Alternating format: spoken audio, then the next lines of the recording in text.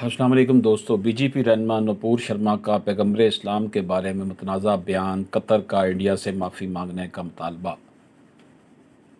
Qatar की वजारत ख़ारजा ने Indian सफ़ीर को कतर के रद्द-ए-अमल का सरकारी नोट हवाले किया। कतर की वजारत ख़ारजा की जानब से बयान जो जारी किया गया है कि इंडिया की हुक्मरान जमात की रहनुमा ने जो बयान दिया उस पर सख्त नाराज़गी का इजहार किया है।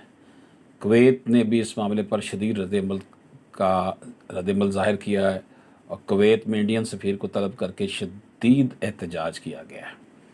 इस्लामी ममालिक ख़ुसूसन अरब ममालिक की जानब से आने वाले रद्द-ए-अमल के बायस बीजेपी ने नूपुर शर्मा की पार्टी की बुनियादी रुकनीत मअतल कर दी है। कतर ने बीजेपी की जानब से नूपुर शर्मा की रुकनीत मअतल करने के बयान का खैर मकदम किया। कतर का कहना है कि नूपुर शर्मा के मुतनाज़ा बयान से दुनिया भर के मुसलमानों के मजहबी जज्बात को जो है ना वो ठेस पहुँची है और इनमें बड़ा इश्तियाल में गुस्सा पाया जाता है। बीजेपी की तर्जमान नूपुर शर्मा ने गुज़श्ता माह इंडिया के मकामी न्यूज़ चैनल टाइम्स नाउ के एक प्रोग्राम में शिरकत के दौरान मस्जिद के तनाज़े पर बात करते हुए कुछ ऐसा कहा जहाँ से ये सारा मामला शुरू हुआ है।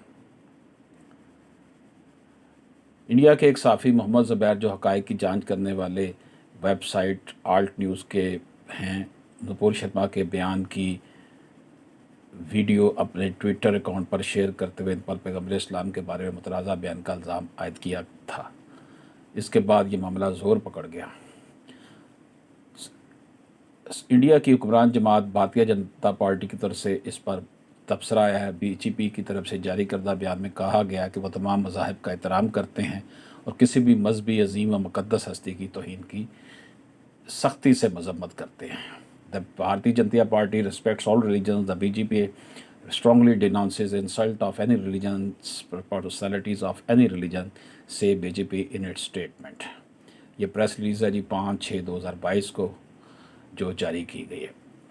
दोस्तों, ये सूरत हाल थी और जिस पर जो है सोशल मीडिया पर आवाज़ उठी और लोगों ने फिर इसको इसे टॉप ट्रेंड हैशटैग बनाया गया।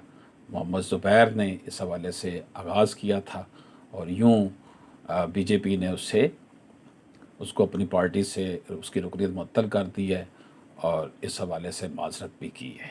इजाज़त दीजिए। अल्लाह हाफ़िज़।